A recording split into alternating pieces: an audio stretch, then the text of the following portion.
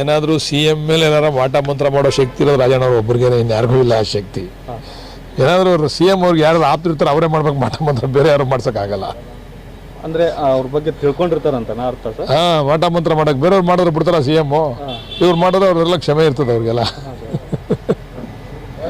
ಈ ಅಧಿಕಾರ ಹಂಚಿಕೆ ಅಂತ ಸಂದರ್ಭದಲ್ಲಿ ಈ ತರದ ಗಂಭೀರವಾದ ಆರೋಪಗಳನ್ನ ಮಾಡ್ತಾ ಇದ್ದಾರೆ ರಾಜಣ್ಣ ಅವರು ಮಾತುಗಳನ್ನ ನೀವು ಅಷ್ಟೊಂದು ಸೀರಿಯಸ್ ಆಗಿ ಪರಿಗಣಿಸಿದ್ದೀರಾ ಅಂದರೆ ನಾನು ಅದಕ್ಕೆ ಉತ್ತರ ಕೊಡ್ಲಿಕ್ಕೆ ಸಾಧ್ಯ ಇಲ್ಲ. ಮಾಟ ಮಂತ್ರ ಕ್ಯಾಶುವಲ್ ಆಗಿ ಹೇಳಿದ್ದಾರೆ ಅಂತ ಕಾಣಿಸ್ತದೆ. ಅವರು ಜನರಲ್ ಆಗಿ ಮಾತಾಡಿದ್ದಾರೆ, ಅಷ್ಟು ಬಿಟ್ರೆ ಆ ಥರ ಮಾಟ ಮಂತ್ರ ಮಾಡಿ ಅಧಿಕಾರ ಕಸ್ಕೊಳ್ತಕ್ಕಂಥದ್ದು, ಅಧಿಕಾರ ಕೊಡಿಸ್ತಕ್ಕಂಥದ್ದು ಆ ಕಾಲ ಹೋಯ್ತು. ಈಗ ಯಾವ ಮಾಟ ಮಂತ್ರ ನಡೆಯಲ್ಲ ಈಗ. CM ಅವ್ರು ಮಂಕಾದಂಗೆ ಕಾಣಿಸ್ತಾ ಇದೆ ಸರ್ ನಿಮಗೇನಾದ್ರು? ಇಲ್ಲಪ್ಪ, ನಮಗೇನು ಆ್ಯಕ್ಟಿವ್ ಆಗಿದ್ದಾರಪ್ಪ, ನಮ್ಗೆ ನಂಗೆ ಕಾಣಿಸ್ತಾ ಇಲ್ಲ. ನಿಮಗೆ ಮಾಧ್ಯಮದವ್ರಿಗೆ ಅಸಹಾಯಕರಾಗಿದ್ದಾರೆ ಅಂತ ನಿಮ್ಗೆ ಅವ್ರ ಆಪ್ತರು ಹೇಳ್ತಾ ಇದ್ದಾರೆ. ಅವ್ರ ಆಪ್ತರ ಕೇಳ್ಬೇಕು ನೀವು. ನಾವು ಕೂಡ CM ಅವ್ರ ಆಪ್ತರಪ್ಪ. ನಮ್ಮನ್ನ ದೂರ ಮುಡುಗಿದ್ದೀರಾ? ನಮ್ಮನ್ನ CM ಆಪ್ತತೆಯಿಂದ ದೂರ ಮುಡುಗಿದ್ದೀರಾ ನಮ್ಮನ್ನ? ನಾವು ಆಪ್ತರಿದ್ದೀವಿ. ಆ ಥರ ಏನು ಕಾಣಿಸ್ತಾ ಇಲ್ಲ ನಮಗೆ. ಆಕ್ಟಿವ್ ಆಗಿದ್ದಾರೆ. ಸಹಜ ವಯಸ್ಸಹಜ, ಜಾಸ್ತಿ ಮೊದಲಷ್ಟು ಆಕ್ಟಿವ್ ಆಗಿಲ್ಲದೆ ಇದ್ರು ಆಡಳಿತ ಚುರುಕವಾಗಿ ನಡೆಸ್ತಕ್ಕಂಥ ಶಕ್ತಿ ಅಂತೂ CM ಅವ್ರ ಹತ್ರ ಇದೆ. ದಾವಣಗೆರೆ ವಿಚಾರವಾಗಿ ಸಾಕಷ್ಟು ತಲೆದಂಡಗಳಾಯಿತು. ಅದರಲ್ಲಿ ಮುಸ್ಲಿಂ ನಾಯಕರ ಒಂದಷ್ಟು ತಲೆದಂಡಗಳೇನಾಯಿತು ಸರ್? ಅವ್ರನ್ನ ರಕ್ಷಣೆ ಮಾಡೋಕ್ಕಾಗಲಿಲ್ಲ CM ಅವ್ರಿಗೆ. ಈ ಥರ CM ಬೆಂಬಲವಾಗಿ ನಿಂತ್ಕೊಂಡವ್ರಿಗೆ ರಕ್ಷಣೆ ಮಾಡೋಕ್ಕಾಗ್ತಿಲ್ಲ ಅನ್ನೋಂಥ ಆರೋಪ ರಾಜಣ್ಣ ಅವ್ರದ್ದು. ರಾಜಣ್ಣ ಅವರು ಯಾವ ಇದರಲ್ಲಿ ಹೇಳಿದಾರೆ ಗೊತ್ತಿಲ್ಲ. ಈಗ ಅದರ ಬಗ್ಗೆ ಪರಿಶೀಲನೆ ನಡೀತಾ ಇದೆ. ಅವ್ರೇನು ಆರೋಪ ಅವ್ರೇನು ಮಾಡೇ ಇಲ್ಲ ಅಂತಂದರೆ ಪುನಃ ಅವ್ರಿಗೆ ಗೌರವ ಸಿಗ್ತದೆ. ಅದು ಜಾತಿ ಆಧಾರದ ಮೇಲೆ ನಾವು ಗೌರವ ಕೊಡ್ತಕ್ಕಂಥದ್ದು, ಸಸ್ಪೆಂಡ್ ಮಾಡ್ತಕ್ಕಂಥದ್ದು ಮುಖ್ಯ ಅಲ್ಲ. ಯಾರ್ಯಾರು ತಪ್ಪು ಮಾಡ್ತಾರೆ ಪಕ್ಷದಲ್ಲಿ ಅವ್ರಿಗೆಲ್ರಿಗೂ ಕೂಡ ತಲೆದಂಡ ಆಗ್ತದೆ. ಅದು ಸರಿ ಇಲ್ಲಪ್ಪ ಮಾಡಿರೋದು ಅವರು ಜಸ್ಟಿಫೈ ಮಾಡಿದ್ರೆ ಆಮೇಲೆ ಪುನಃ ಅವ್ರಿಗೆ ಒಳ್ಳೊಳ್ಳೆ ಹುದ್ದೆಗಳು ಸಿಗ್ತಕ್ಕಂಥ ಅವಕಾಶಗಳು ಕೂಡ ಇರ್ತದೆ. ಅಧ್ಯಕ್ಷರ ತೀರ್ಮಾನವನ್ನು ಪ್ರಶ್ನೆ ಮಾಡ್ತಾ ಇರುವಂಥದ್ದು ಸರ್ ಕೆಲವರು ಮಾಡ್ಬೋದು. ಎಲ್ರಿಗೂ ಅಧಿಕಾರ ಇದೆ, ವಾಕ್ ಸ್ವಾತಂತ್ರ್ಯ ಎಲ್ರಿಗೂ ಇದೆ. ಎಲ್ಲ ಪ್ರಶ್ನೆ ಮಾಡಲಿ, ಪ್ರಶ್ನೆಗೆ ಉತ್ತರ ಪಕ್ಷದ ಅಧ್ಯಕ್ಷರು ಕೊಡ್ತಾರೆ. ಮುಸ್ಲಿಂ ನಾಯಕರ ವಿವಾದ ಸರಿ ಅನಿಸ್ತಾ ಇದೆಯಾ ಸರ್ ಪಕ್ಷದಲ್ಲಿ?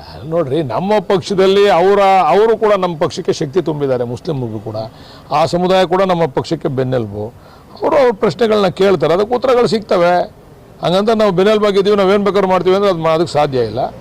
ಬೆನ್ನೆಲುಬು ಅಂತಕ್ಕಂಥದ್ದು ನಾವು ಒಪ್ಕೊಂತೀವಿ. ಹಂಗಂತ ಅವರು ಕೂಡ ಒಂದು ಪಕ್ಷದ ಚೌಕಟ್ಟಿನಲ್ಲಿ ನಡ್ಕೊಂಡು ಹೋಗ್ಬೇಕಲ್ಲ. ಎಲ್ಲರೂ ಎಚ್ಚರಿಕೆ ರೀತಿಯಲ್ಲಿ ಪತ್ರ ಎಲ್ಲ ಬರ್ದವ್ರು ಹೈಕಮಾಂಡ್ಗೆ. ಎಲ್ರಿಗೂ ಬರೀತಾರೆ. ಅದೇನು ಇವತ್ತಿಂದ ಅಲ್ಲ, ಇಂದಿರಾ ಗಾಂಧಿ ಕಾಲದಿಂದ, ನರೇಂದ್ರ ಮೋದಿ ಅವ್ರ ಕಾಲ, ವಾಜಪೇಯಿ ಅವ್ರ ಕಾಲದಿಂದ ನಡೀತಾ ಇರೋದಲ್ಲ.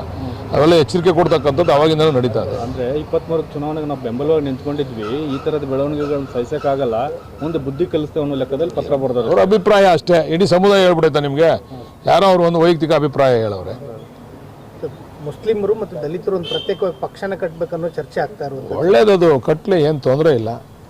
ಅಧಿಕಾರಕ್ಕೆ ಬರಲಿ. ರೈತ ಸಂಘ ಒಂದು ಸರಿಯಾಗಿ ಪಕ್ಷ ಕಟ್ಟಿರ್ಲಿಲ್ವಾ? ಅವರು ಒಂದು ಪಕ್ಷ ಮಾಡಿರ್ಲಿಲ್ವ? ಅವರು ಒಂದು ಮಾಡಲಿ, ಏನು ತಪ್ಪೇನಿದೆ?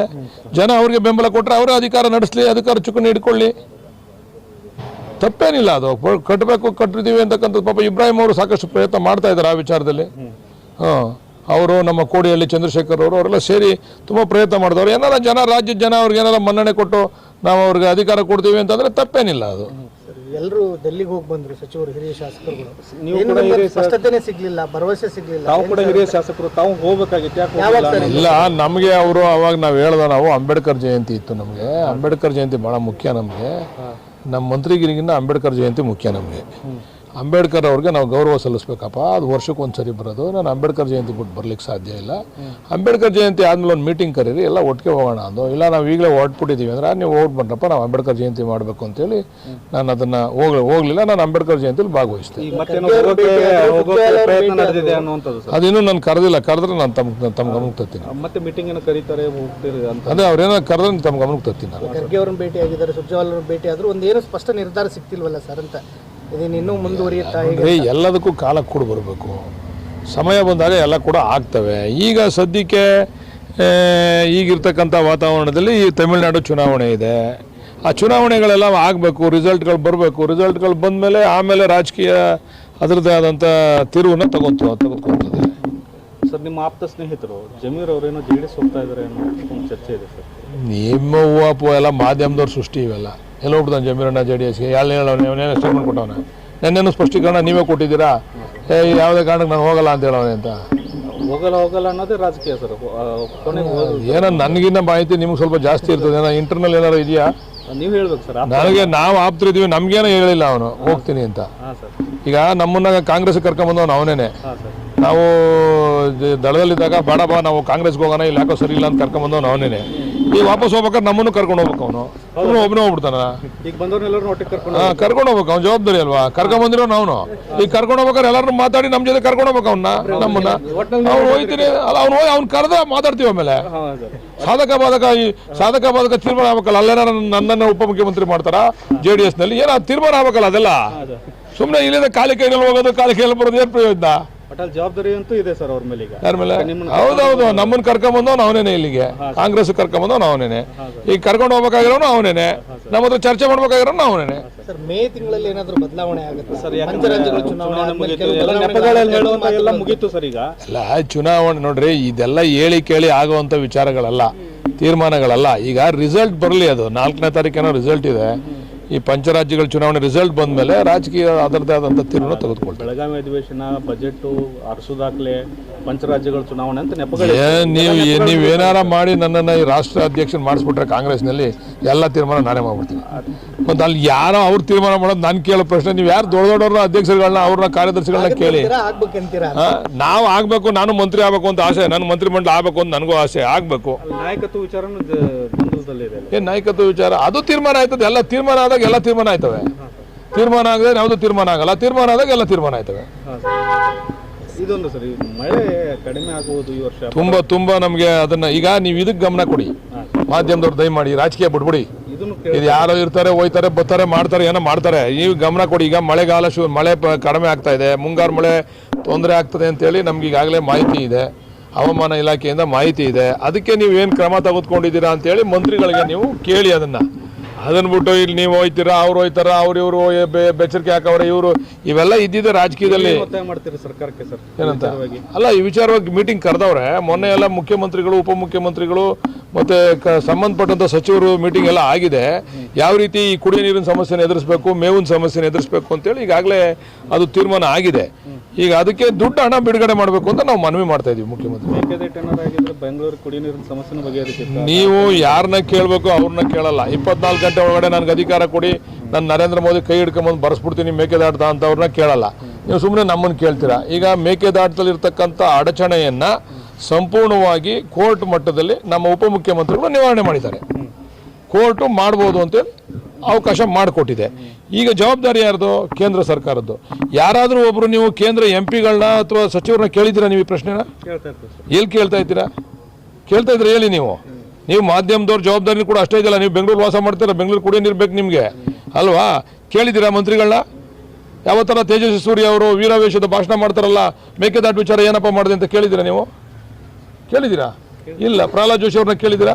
ಇವರೆಲ್ಲ ಸುಮ್ಮನೆ ಕಾಟಾಚಾರಕ್ಕೆ ಮಂತ್ರಿಗಳಾಗಿ, ಕೇಂದ್ರದ ಮಂತ್ರಿಗಳಾಗಿ ಏನೂ ಕೆಲಸ ಮಾಡದೆ ರಾಜ್ಯಕ್ಕೆ ಅನುಕೂಲ. ಇವರಿಂದ ರಾಜ್ಯಕ್ಕೆ 3 ಪೈಸದ ಪ್ರಯೋಜನವೂ ಇಲ್ಲ. ಇವರಿಂದ ಮಾಡ್ಕೊಡಕ್ಕೆ ಕೇಳಿ ಮೇಕೆದಾಟನ. ಇವತ್ತು ಕುಮಾರಸ್ವಾಮಿನೂ ಅವರಲ್ಲಿ ಆ ಭಾಗದಲ್ಲಿ ಗೆದ್ದಿರ್ತಕ್ಕಂಥವ್ರು, ಕಾವೇರಿ ನದಿ ಭಾಗದಲ್ಲಿ ಗೆದ್ದಿರ್ತಕ್ಕಂಥವ್ರು. ಅವ್ರನ್ನ ಕೇಳಿ ನೀವು ಕುಮಾರಸ್ವಾಮಿ ಅವ್ರನ್ನ. ಮೇಕೆದಾಟ ಯಾಕೆ ಏನೋ ಕಾಲಿಡ್ಕೋಬೇಕಾ? ನಿಮ್ಮದು ಜವಾಬ್ದಾರಿ ಇಲ್ವಾ? ಎಲ್ಲ ತಗೊಂಡು ಅಂತಕ್ಕೆ ಬರಬೇಕು, ನಾನು ಕರ್ಕೊಂಡು ಹೋಗ್ತೀನಿ, ಅದೆಲ್ಲ ಪ್ರಶ್ನೆ. ನಿಮ್ಮದು ಜವಾಬ್ದಾರಿ ಇಲ್ವಾ? ನಿಮ್ಗೆ ಓಟ್ ಹಾಕಿಲ್ವಾ ಜನ? MP ಮಾಡಿಲ್ವಾ? ಕಾವೇರಿ ಕೋಳದಲ್ಲಿ ಯಾರು MP? ಅವರೇ ಅಲ್ವಾ? ಜವಾಬ್ದಾರಿ ಇಲ್ವಾ? ಈಗ ನಮ್ಮ ಉಪಮುಖ್ಯಮಂತ್ರಿಗಳ ಮುಂದೆ ಇದ್ದಿದ್ದು ಕೋರ್ಟಲ್ಲಿ. ಕೋರ್ಟನ್ನ ಯಶಸ್ವಿಯಾಗಿ ಅಲ್ಲಿ ನಮ್ಮ ವಾದವನ್ನು ಮಂಡಿಸಿ ಅದನ್ನು ನಮ್ಮ ಪರವಾಗಿ ಮಾಡ್ಕೊಂಡಿದ್ದಾರೆ ಉಪಮುಖ್ಯಮಂತ್ರಿಗಳು. ಈಗ ನಮಗೆ ಈಗ ಇಲ್ಲ ಅಂತಂದರೆ ಇವರೆಲ್ಲ ರಾಜೀನಾಮೆ ಕೊಟ್ಟು ಬರಲಿ. ನಮ್ಮ ಸರ್ಕಾರ ಅಧಿಕಾರಕ್ಕೆ ಬಂದರೆ ನಾವು ಮಾಡಿ ತೋರಿಸ್ತೀವಿ ಕಾವೇರಿನ ಕೇಂದ್ರದಲ್ಲಿ. ಖಂಡಿತ. ಇದರ ಜೀವನದಲ್ಲಿ ರಾಜಕಾರಣ ಮಾಡಲ್ಲ ನಾವು. ಅವರಂಗೆ ಬೊಗಳೆ ಹೊಡೆಯೋದಕ್ಕೆ, ಸುಳ್ಳು ಹೇಳೋದಕ್ಕೆ ರಾಜಕಾರಣಕ್ಕೆ ಬಂದಿಲ್ಲ. ನಾವು ಮಾಡಿ ತೋರಿಸ್ತೀವಿ ಅದನ್ನು. ಇವ್ರಿಗೆ ಅಧಿಕಾರ ಕೊಟ್ಟವ್ರೆ ಮಾಡಬೇಕಲ್ಲ. ಇವರು ಡಿಲಿಮಿಟೇಷನ್ ವಿಚಾರದಲ್ಲೂ ಸರ್ ಕರ್ನಾಟಕಕ್ಕೆ ಅನ್ಯಾಯ ಆಗೋದನ್ನ ಬಿಜೆಪಿ ಎಂಪಿಗಳು ಯಾರು ಸಮರ್ಥನೆ ಮಾಡ್ತಾ ಇದ್ದಾರೆ. ನೀವು ಅದನ್ನ ಮಾಧ್ಯಮದಲ್ಲಿ ಹೇಳ್ಬೇಕು, ಅದನ್ನ ನೀವು ಸರಿಯಾಗಿ ಹೇಳ್ತಾ ಇಲ್ಲ.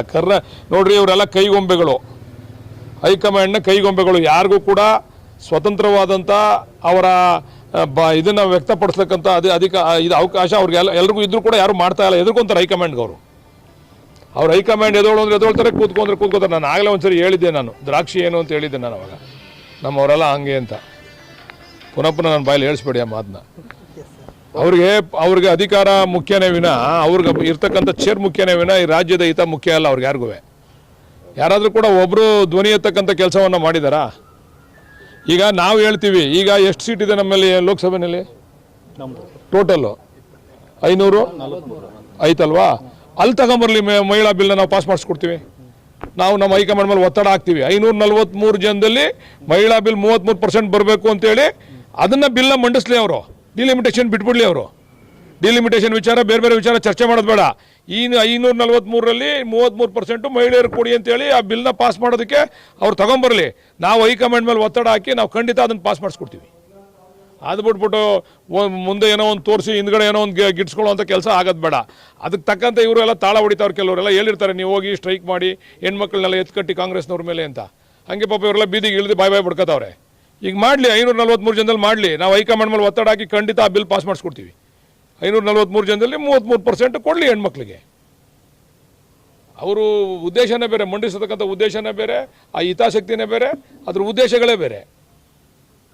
ಅದರಿಂದ ಅದು ಫೇಲ್ ಆಗಿದೆ. ಅದು ಒಳ್ಳೆ ರೀತಿಯ ಒಳ್ಳೆ ಮನಸ್ಸಿನ ನಿಜವಾಗ್ಲೂ ಹೆಣ್ಮಕ್ಳಿಗೆ ಅನುಕೂಲ ಮಾಡಿಕೊಡ್ಬೇಕು ಅನ್ನಂಗಿದ್ದಿದ್ರೆ ಈಗ ಮೊದಲು 543 ಸೀಟಲ್ಲಿ ಮಂಡಿಸ್ಬೇಕಾಗಿತ್ತು.